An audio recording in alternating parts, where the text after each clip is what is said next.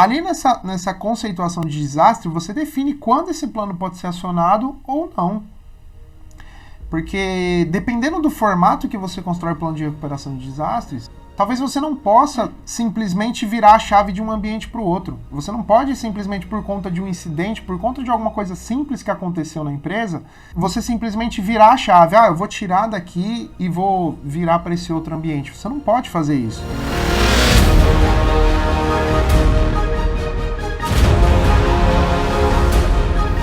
Seja muito bem-vindo, seja muito bem-vinda.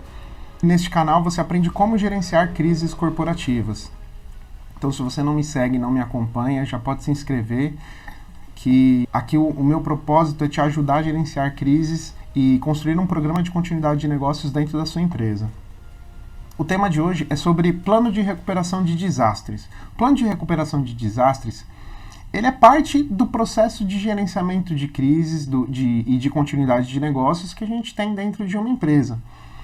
E o objetivo, o propósito desse plano, desse processo, ele é mais voltado ao ambiente tecnológico. E por que eu trouxe esse tema hoje?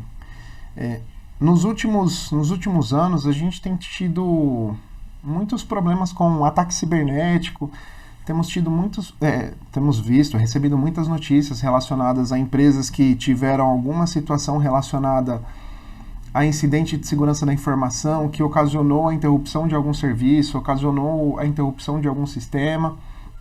Até a gente tem visto muitos ataques relacionados a ransomware, que basicamente quando um hacker consegue invadir o ambiente da sua empresa e nessa invasão ele compromete os ativos de forma que ele consegue alcançar o máximo de dispositivos, ele consegue alcançar o máximo de equipamentos e sistemas, e aí depois que ele entende que ele já tem tudo mapeado, que ele já conseguiu alcançar o máximo de informação, alcançou todos os serviços dentro da empresa, ele vai fazer um bloqueio por meio de criptografia. Então, a criptografia basicamente é uma forma de você mascarar uma informação. Então, se eu tenho, por exemplo, um texto aberto, que ele tem uma série de números de 1 a 10, quando você faz a criptografia daquele número, ele vai virar um código meio quebrado. Então, por exemplo, o 1 ele pode ser ABC asterisco. O 2 ele vai ser FHY8.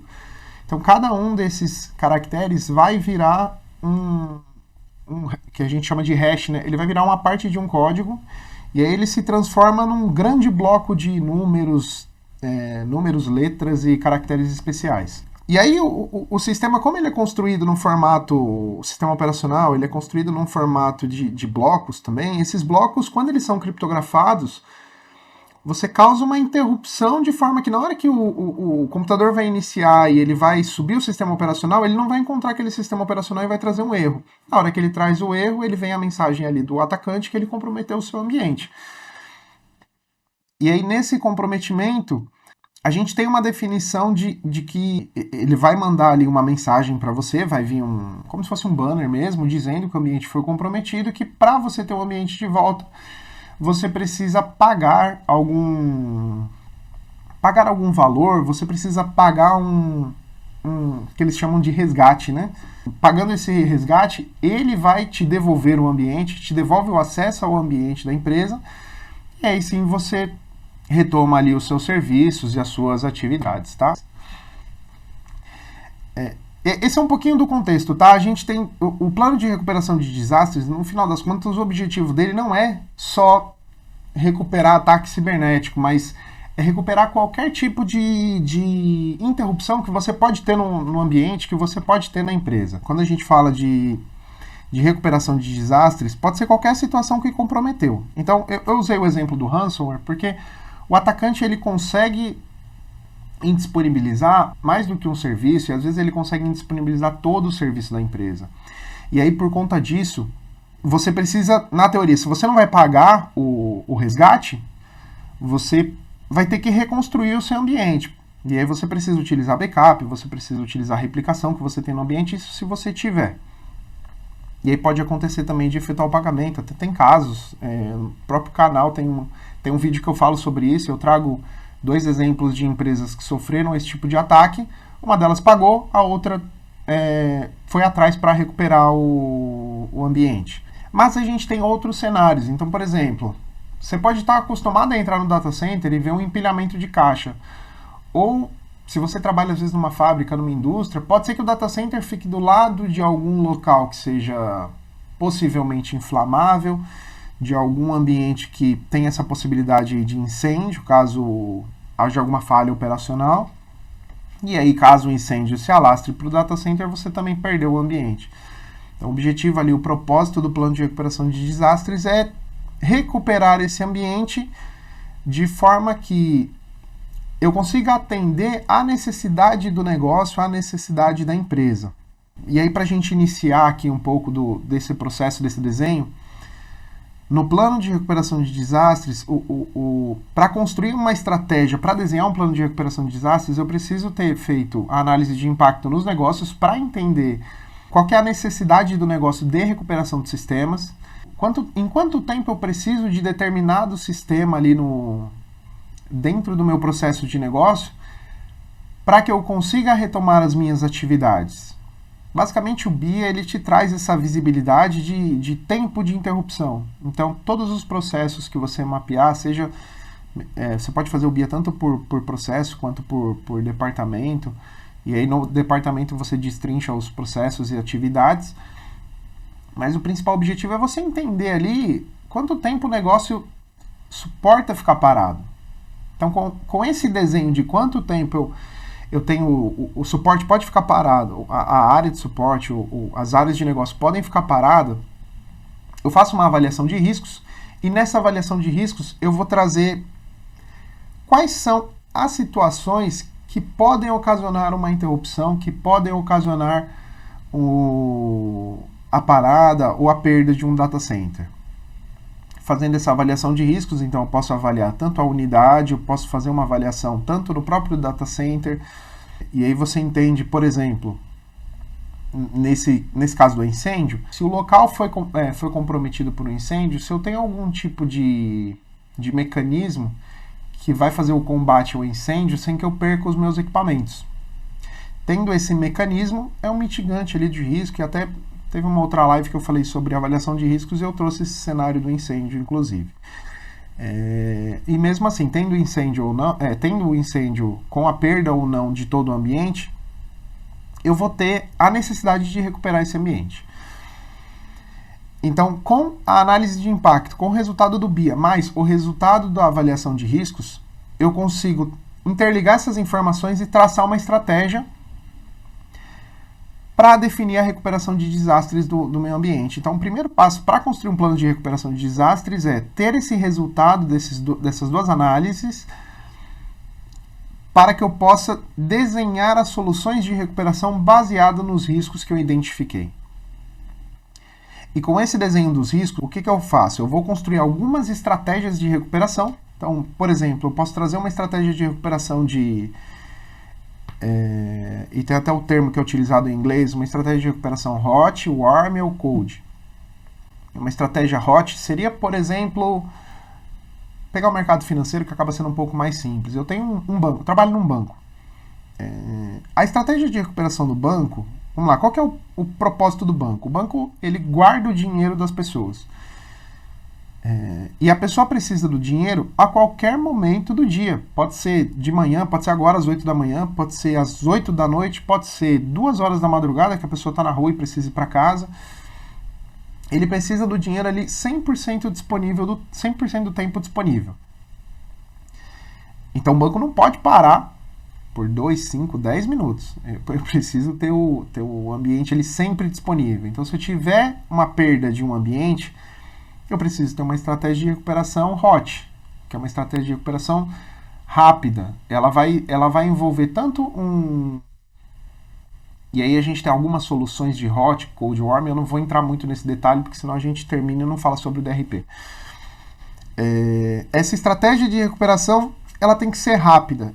E aí eu vou te dar um outro exemplo de, por exemplo, uma empresa de logística. Se eu tenho algum processo de entrega de produto, saída de caminhão, que acaba sendo relativamente crítico a parte de emissão de nota, porque o caminhão não sai sem uma nota emitida. Mas eu tenho algum compensatório?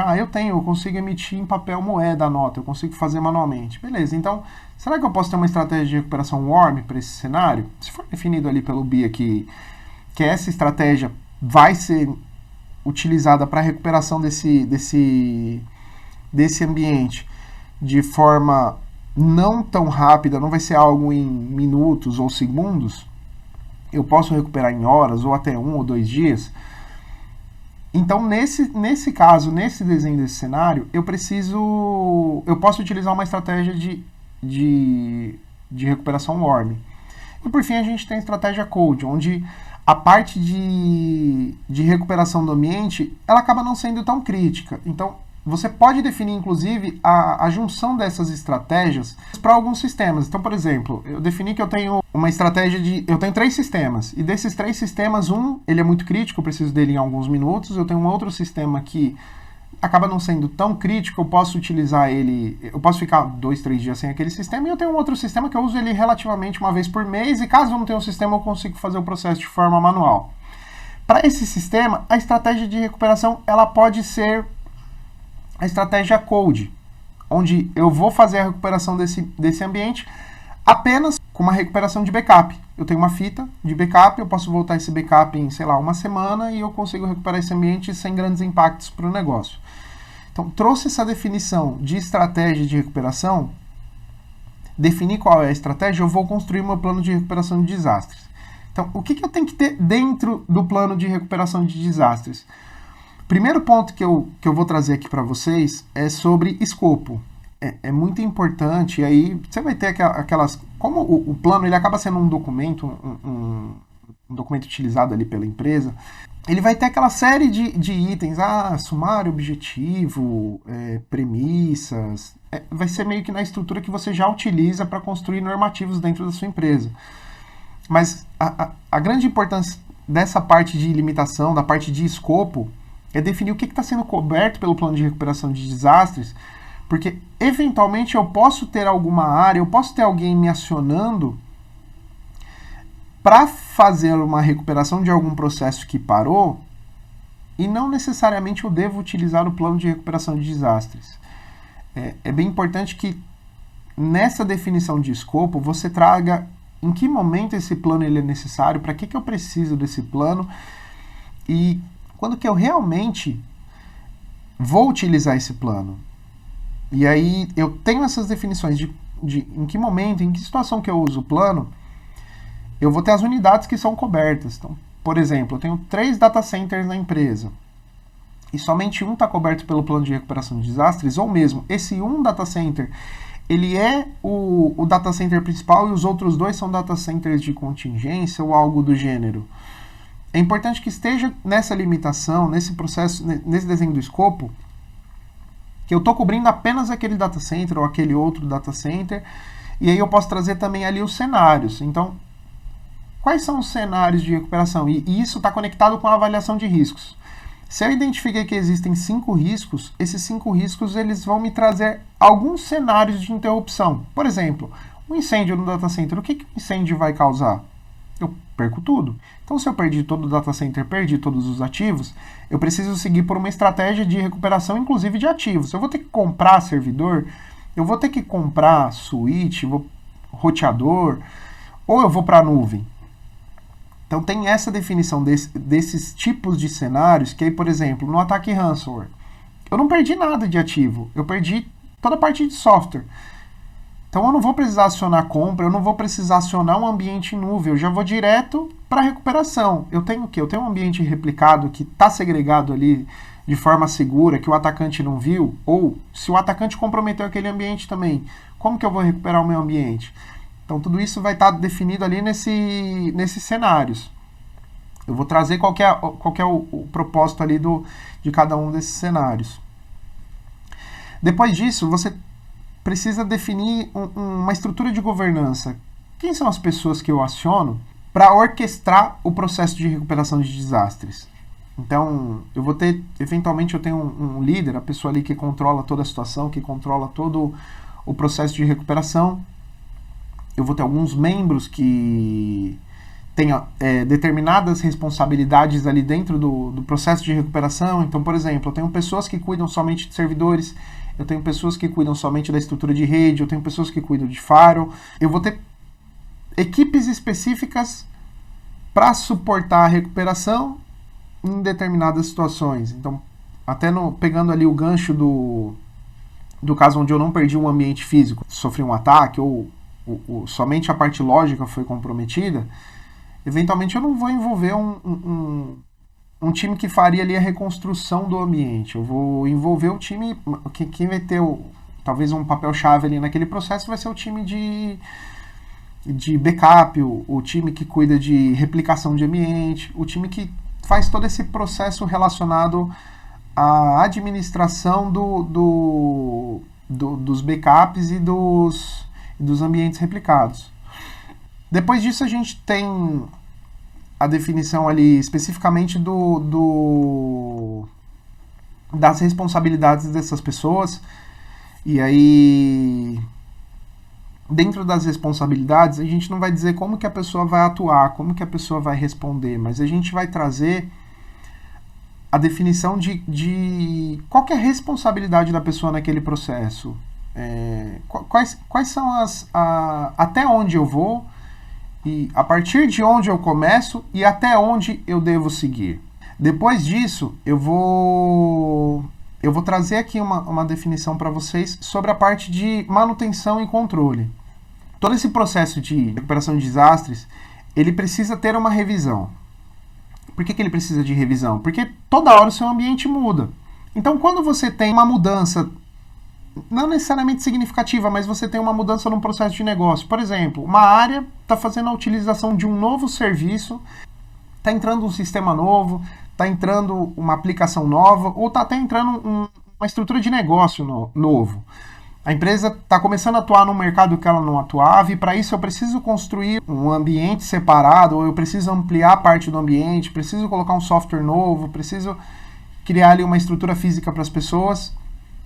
E nessa parte de manutenção, você tem a definição de quando você faz essas revisões. Então, esse, por exemplo, é um dos gatilhos que você tem para revisão. Geralmente as empresas acabam definindo ali um prazo de 1 ano, ou até semestral, dependendo da modalidade ali da empresa.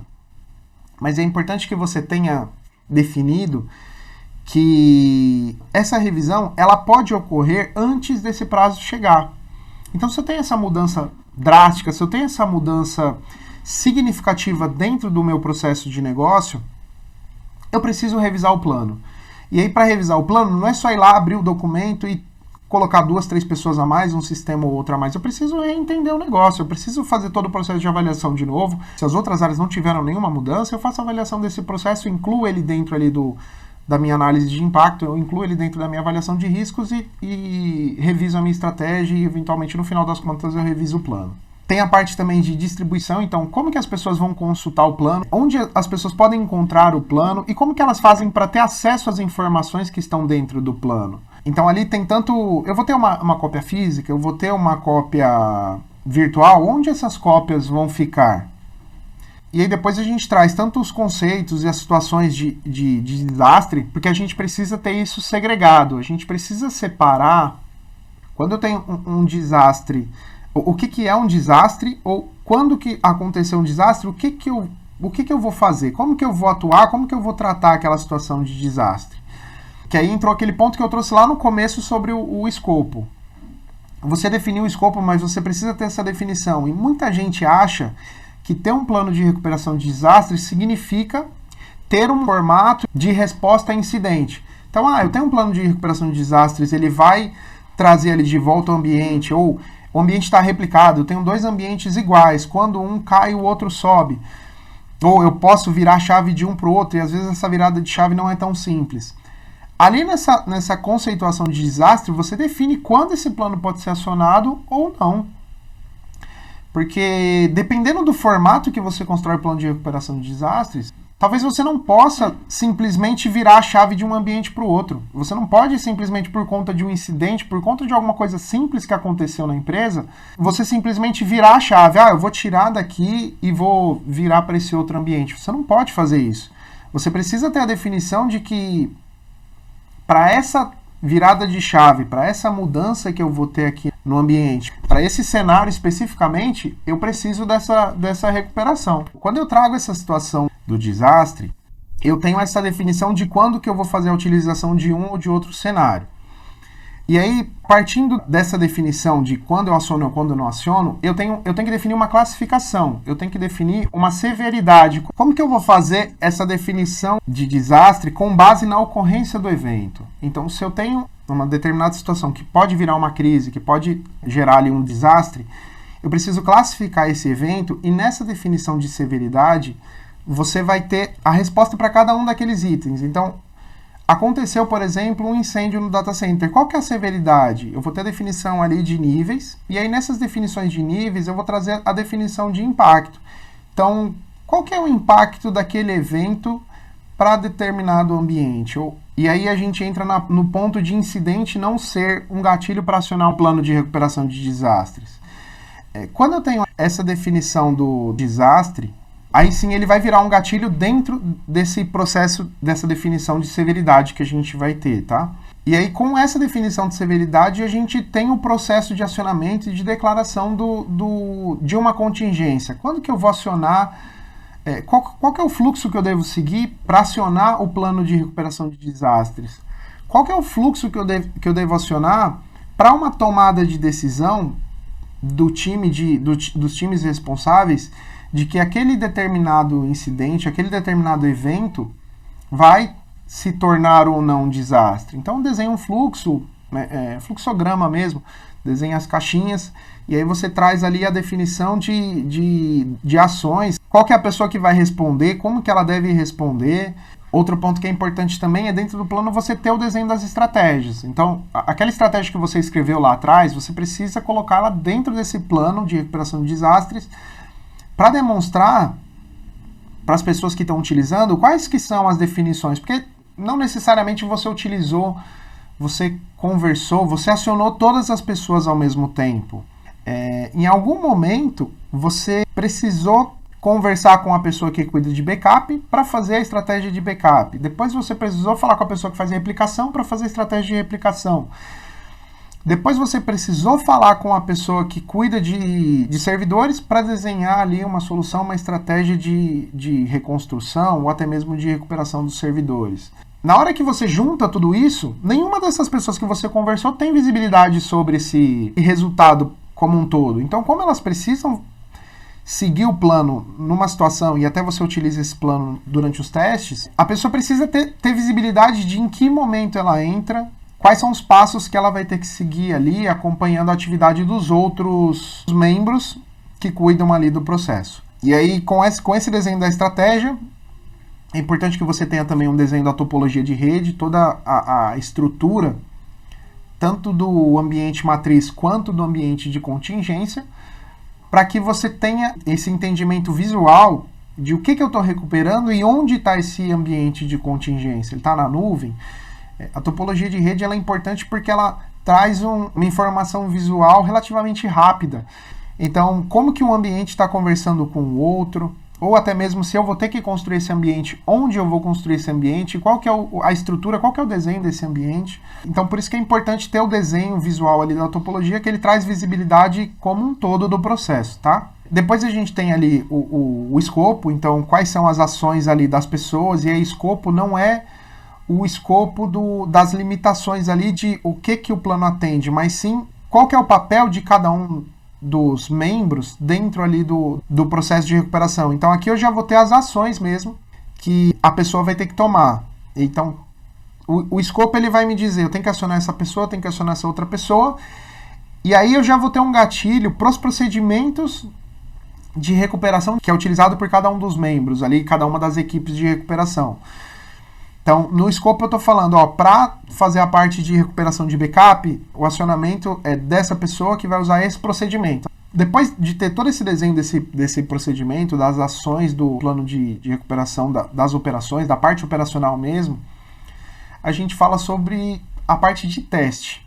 Porque o DRP ele tem todo um desenho que você faz, ele vai ter uma estrutura, um formato que você segue para construir. Então não é só simplesmente ir lá, analisar, entender, definir uma estratégia, escrever um documento, botar no papel, imprimir e mandar todo mundo olhar. Não.